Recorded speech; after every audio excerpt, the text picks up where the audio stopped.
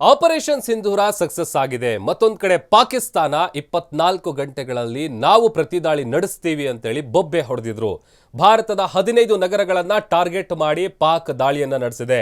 ಪಾಕ್ ದಾಳಿಯನ್ನ ಭಾರತೀಯ ಸೇನೆ ವಿಫಲಗೊಳಿಸಿದೆ. ಪಾಕಿಸ್ತಾನ ಏನು ಪ್ರತಿದಾಳಿ ನಡೆಸುವಂತ ನಿಟ್ಟಿನಲ್ಲಿ ದಾಳಿಯನ್ನ ನಡೆಸಿತು, ಅದನ್ನ ವಿಫಲಗೊಳಿಸಿದೆ ಭಾರತೀಯ ಸೇನೆ.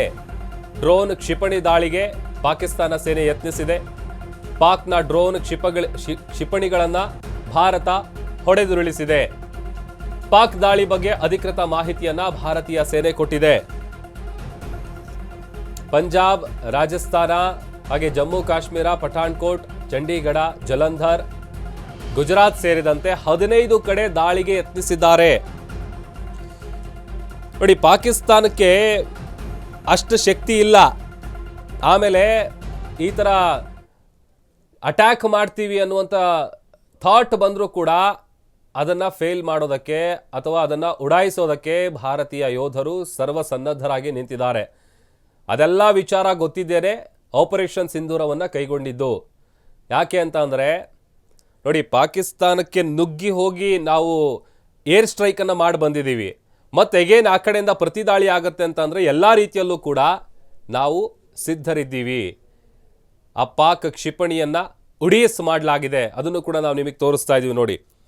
ಆ ಥರ ಅವ್ರೇನಾದರೂ ಪ್ರತಿದಾಳಿ ಮಾಡೋದಕ್ಕೆ ಆ ಕಡೆಯಿಂದ ಟ್ರೈ ಮಾಡಿದ್ರು ಕೂಡ ಅದನ್ನು ವಿಫಲಗೊಳಿಸೋದಕ್ಕೆ, ಅವರ ಆ ಪ್ಲ್ಯಾನನ್ನು ಫೇಲ್ ಮಾಡೋದಕ್ಕೆ ನಮ್ಮ ಹತ್ರ ಪ್ಲ್ಯಾನ್ ಬಿ ಇದೆ, ಪ್ಲ್ಯಾನ್ ಸಿ ಇದೆ. ಭಾಳ ಪ್ಲ್ಯಾನ್ಗಳನ್ನು ಭಾರತೀಯ ಯೋಧರು ಇಟ್ಕೊಂಡಿದ್ದಾರೆ. ವಿನೋದ್ ನಮ್ಮ ಪ್ರತಿನಿಧಿ ವಿಚಾರಕ್ಕೆ ಸಂಬಂಧಪಟ್ಟಂತೆ ಹೆಚ್ಚಿನ ಡೀಟೇಲ್ಸನ್ನು ಕೊಡ್ತಾರೆ. ವಿನೋದ್, ಒಂದು ಕಡೆ 24 ಗಂಟೆಯಲ್ಲಿ ನಾವು ಪ್ರತಿದಾಳಿ ಮಾಡ್ತೀವಿ ಅಂತ ಪಾಕಿಸ್ತಾನ ಬೊಬ್ಬೆ ಹೊಡಿತಾ ಇತ್ತು. ಪಾಕ್ ನಡೆಸಿದಂತಹ ದಾಳಿ ಯತ್ನವನ್ನು ಭಾರತೀಯ ಯೋಧರು ವಿಫಲಗೊಳಿಸಿದ್ದಾರೆ.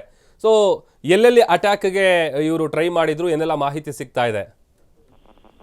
ಪ್ರಭು, ಭಾರತೀಯ ಸೇನೆ ಪಾಕಿಸ್ತಾನದ ಬಾರ್ಡರ್ ಮತ್ತೆ ಭಾರತದ ಬಾರ್ಡರ್ಗಳಲ್ಲಿ 9 ಪ್ಲೇಸ್ ಕಡೆ ಅಂದ್ರೆ ಮದರಸೆಗಳು ಮತ್ತು ಮಸೀದಿಗಳ ಮೇಲೆ ಟಾರ್ಗೆಟ್ ಮಾಡಿ ಒಂದು ಮಿಸೈಲ್ ಲಾಂಚ್ ಮಾಡಿತ್ತು. ಆ ಒಂದು ಪ್ರತಿಫಲವಾಗಿ ಕೆಂಡವಾಗಿರ್ತಕ್ಕಂಥ ಪಾಕಿಸ್ತಾನದ ಪ್ರಸ್ತುತ ಪ್ರಧಾನಿ ಒಂದು ಶೆಹಬಾಜ್ ಶರೀಫ್ ಅವರು ಒಂದು ನಿನ್ನೆ ಸೆಷನ್ ಅಂದ್ರೆ ಒಂದು ತುರ್ತು ಅಧಿವೇಶನ ಕರೆದಿರ್ತಾರೆ. ಆ ಒಂದು ಅಧಿವೇಶನದಲ್ಲಿ ಹೇಳ್ತಾರೆ, ಇನ್ನು 24 ಗಂಟೆಯಲ್ಲಿ ಭಾರತದ ಮೇಲೆ ನಾವು ದಾಳಿ ಮಾಡ್ತೀವಿ ಅಂದ್ಬಿಟ್ಟು ರೋಷಾವೇಶದಲ್ಲಿ ಈ ಒಂದು ಮಾತನ್ನ ಹೇಳಿರ್ತಾರೆ. ಆ ಒಂದು ಮಾತಿಗೆ ತಕ್ಕಂತಾನೆ ಸಹ ಒಂದು ತಮ್ಮ ಸೈನಿಕರಿಗೆ ಒಂದು ಫ್ರೀ ಹ್ಯಾಂಡ್ ಸಹ ಕೊಟ್ಟಿರ್ತಾರೆ.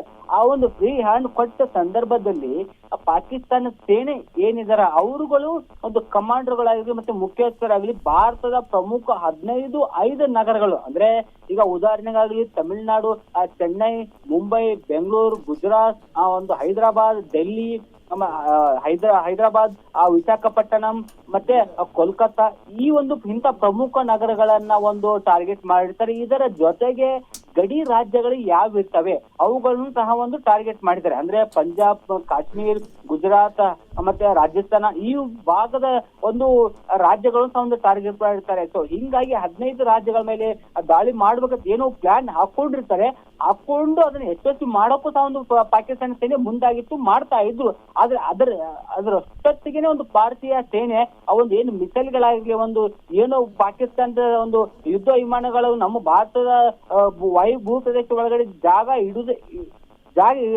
ಕಾಲಿಟ್ಟಷ್ಟೇ ತಡ ಅಷ್ಟೊಳಗಡೆ ಅವುಗಳನ್ನ ಹೊಡೆದು ಉಳಿಸ್ತಾರೆ. ಸೊ ಹಾಗಾಗಿ ಪಾಕಿಸ್ತಾನ ಪ್ರಧಾನಮಂತ್ರಿ ರೋಷಾವೇಶ ಹೇಳ್ತಕ್ಕಂಥ ಮಾತನ್ನ ಭಾರತೀಯ ಸೈನಿಕರು ಒಂದು ಅವರ ವಿಮಾನಗಳನ್ನು ಹೊಡೆದುರುಳಿಸುವ ಮೂಲಕ ಪಾಕಿಸ್ತಾನ ಪ್ರಧಾನಮಂತ್ರಿಗೆ ಒಂದು ನಿರಾಸೆ ಮೂಡಿಸಿದ್ದಾರೆ. ಜೊತೆಗೆ ಈಗಾಗಲೇ ಪಾಕಿಸ್ತಾನ ಪ್ರಧಾನಮಂತ್ರಿ ಹೇಳಿದ ಮೇಲೆ ಇದೇ ಪ್ರಥಮ ಬಾರಿಗೆ ಒಂದು ಓಪನ್ ಸ್ಟಾರ್ಟಿಂಗ್ ಅಲ್ಲೇ ವಿಘ್ನ ಎದುರಾಗಿದೆ ಪಾಕಿಸ್ತಾನದ ಒಂದು ದಾಳಿಗೆ. ಸೊ ಹಾಗಾಗಿ ಓಕೆ ವಿನೋದ್ ಒಂದ್ ಸೆಕೆಂಡ್ ಹಾಗೆ ಇರಿ, ಹೋಲ್ಡ್ ಅಲ್ಲಿ ಇರಿ, ಮತ್ತೆ ನಾನು ಮಾತನಾಡಿಸ್ತೀನಿ. ಪಾಕಿಸ್ತಾನದ ದಾಳಿಗೆ ಭಾರತ ಸೇನೆ ಪ್ರತ್ಯುತ್ತರ ಕೊಟ್ಟಿದೆ. S-400 ಏರ್ ಡಿಫೆನ್ಸ್ ಸಿಸ್ಟಮ್ ನಿಂದ ಅಟ್ಯಾಕ್ ಮಾಡಲಾಗಿದೆ. ನಿನ್ನೆ ರಾತ್ರಿ ಪಾಕಿಸ್ತಾನ ದಾಳಿಗೆ ಯತ್ನಿಸಿದೆ. ಪಾಕಿಸ್ತಾನದ ದಾಳಿಯನ್ನ ಭಾರತ ಸೇನೆ ವಿಫಲಗೊಳಿಸಿದೆ. ಪಾಕಿಸ್ತಾನದ ದಾಳಿಗೆ ಭಾರತ ಸೇನೆ ತಕ್ಕ ಪ್ರತ್ಯುತ್ತರವನ್ನ ಕೊಟ್ಟಿದೆ. ಆಮೇಲೆ ಇನ್ಫ್ಯಾಕ್ಟ್ ನಾನು ಮಾತನಾಡುವಂತ ಸಂದರ್ಭದಲ್ಲಿ ಹೇಳ್ತಾ ಇದ್ದೆ, ಪಾಕಿಸ್ತಾನಕ್ಕೆ ಏನಾದರೂ ಆ ಥರದ ಥಾಟ್ ಬಂದರೂ ಕೂಡ ಅದಕ್ಕೆ ಯಾವ ರೀತಿಯಾಗಿ ಮುಟ್ನೋಡ್ಕೊಳ್ಳುವಂಥ ಏಟನ್ನು ಕೊಡಬೇಕು ಅಂತೇಳಿ ನಮ್ಮ ಯೋಧರಿಗೆ ಗೊತ್ತಿದೆ. ಯಾಕೆ ಅಂತ ಅಂದರೆ ಅದು ಬಂದು ನೆಲಕ್ಕೆ ಅಪ್ಪಳಿಸಲ್ಲ. ಅಲ್ಲೇ ಆಕಾಶದಲ್ಲೇನೆ ಉಡಾಯಿಸುವಂತ ಕೆಲಸ ಆಗತ್ತೆ. ಅಗೇನ್ ಇಲ್ಲಿ ಪಾಕಿಸ್ತಾನದ ದಾಳಿಗೆ ಭಾರತ ಅದೇ ರೀತಿಯಾದಂಥ ಉತ್ತರವನ್ನ ಕೊಟ್ಟಿದೆ. S-400 ಏರ್ ಡಿಫೆನ್ಸ್ ಸಿಸ್ಟಮ್ನಿಂದ ಅಟ್ಯಾಕ್ ಮಾಡೋದಕ್ಕೆ ಯತ್ನ ಆಗಿತ್ತು. ನಿನ್ನೆ ರಾತ್ರಿ ಪಾಕಿಸ್ತಾನ ಈ ದಾಳಿಗೆ ಯತ್ನಿಸಿದೆ. ಸೊ ಆ ಪಾಕಿಸ್ತಾನದ ಪ್ಲಾನ್ ಅನ್ನ ನಮ್ಮ ಯೋಧರು ವಿಫಲಗೊಳಿಸಿದ್ದಾರೆ. ಎಸ್ ವಿನೋದ್ ಮಾತನಾಡ್ತಾ ಇದ್ರಿ, ಪ್ಲೀಸ್ ಕಂಟಿನ್ಯೂ. ಪ್ರಭು ಈಗಾಗಲೇ ಹೇಳ್ತಾ ಇದ್ವಿ, ಈ ಒಂದು ಅಮೃತ್ಸರದಲ್ಲಿ ನಿನ್ನೆ ಮಧ್ಯರಾತ್ರಿ 1:10 ಒಂದು ಪಾಕಿಸ್ತಾನದ ಕ್ಷಿಪಣಿಗಳು ಬರ್ತವೆ. ಆದ್ರೆ ಆ ಒಂದು ಕ್ಷಿಪಣಿಗಳನ್ನ ಆಕಾಶದಲ್ಲೇ ಹೊಡೆದು ಆ ಒಂದು ಪಾಕಿಸ್ತಾನದ ಪ್ರಯತ್ನವನ್ನು ವಿಫಲ ಮಾಡಿದೆ. ಅಂದ್ರೆ ಪಾಕಿಸ್ತಾನ ಆರಂಭ ಮಾಡಕ್ ಹೊಂಟಿತ್ತು, ಆರಂಭದಲ್ಲಿ ಅಂತ್ಯ ಕಾಣುವ ಪರಿಸ್ಥಿತಿ ಈಗಾಗಲೇ ಒಂದು ಭಾರತೀಯ ಸೇನೆ ಮಾಡಿದೆ. ಸೊ ಹೀಗಾಗಿ ಭಾರತದ ಏನು 15 ರಾಜ್ಯಗಳನ್ನ ಟಾರ್ಗೆಟ್ ಮಾಡಿದ್ರೆ 15 ಆಯುಧ ಪ್ರಮುಖಗಳನ್ನ ಆ ಒಂದು ನಗರಗಳಲ್ಲಿ ಈಗಾಗಲೇ ಭಾರತ ಸರ್ಕಾರ ಕಟ್ಟೆಚ್ಚರ ವಹಿಸಲಿಕ್ಕೆ ಮುಂದಾಗಿದೆ.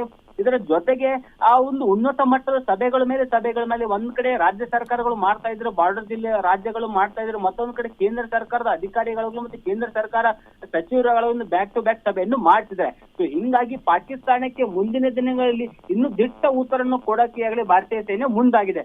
ಅದರ ಜೊತೆಗೆ ಈಗ ಕೇವಲ ನಿನ್ನೆ ಒಂದು ಸುದ್ದಿಗೋಷ್ಠಿ ಮಾಡಿದ್ರು, ಸುದ್ದಿಗೋಷ್ಠಿಯಲ್ಲಿ ಆಪರೇಷನ್ ಸಿಂಧೂರು ಸಕ್ಸಸ್ ಆಗಿದೆ ಅಂದ್ಬಿಟ್ಟು, ಇಷ್ಟು ಜನ ಡೆತ್ ಆಗಿದೆ ಅಂದ್ಬಿಟ್ಟು ಮಾಹಿತಿ ಹೇಳುತ್ತೆ ಕೇಂದ್ರ ಸರ್ಕಾರ. ಆದ್ರೆ ಹಿಡನ್ ಆಗಿ ಇನ್ನೂ ಕೆಲವೊಂದು ವಿಚಾರಗಳು ಇದಾವೆ, ಸಂಗತಿಗಳಿದಾವೆ, ಅವುಗಳನ್ನು ಸಹ ಒಂದು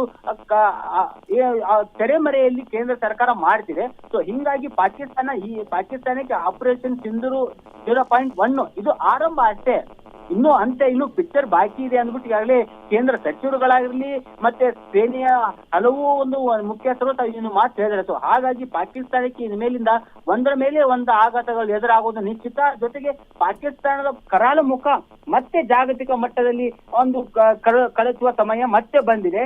ಇದಲ್ಲದೆ ಪಾಕಿಸ್ತಾನ ಏನು ನಮ್ಮ ಮೇಲೆ ದಾಳಿ ಮಾಡಕ್ಕೆ ಪ್ರಯತ್ನ ಪಡ್ತು ಅಮೃತ್ಸರದ ಮೇಲೆ ಮಧ್ಯರಾತ್ರಿ 1:10 ಆ ಒಂದು ವಿಫಲ ಆಗಿದ್ದಕ್ಕೂ ಸಹ ಒಂದು ಅಂತಾರಾಷ್ಟ್ರೀಯ ಮಟ್ಟದಲ್ಲಿ ಪಾಕಿಸ್ತಾನಕ್ಕೆ ತೀವ್ರ ಮುಖಭಂಗ ಆಗಿದೆ ಅಂತ ಹೇಳ್ಬೋದು ಪ್ರಭು. ಓಕೆ, ಥ್ಯಾಂಕ್ ಯು ವಿನೋದ್ ನಿಮ್ಮೆಲ್ಲ ಡೀಟೇಲ್ಸ್ಗಾಗಿ.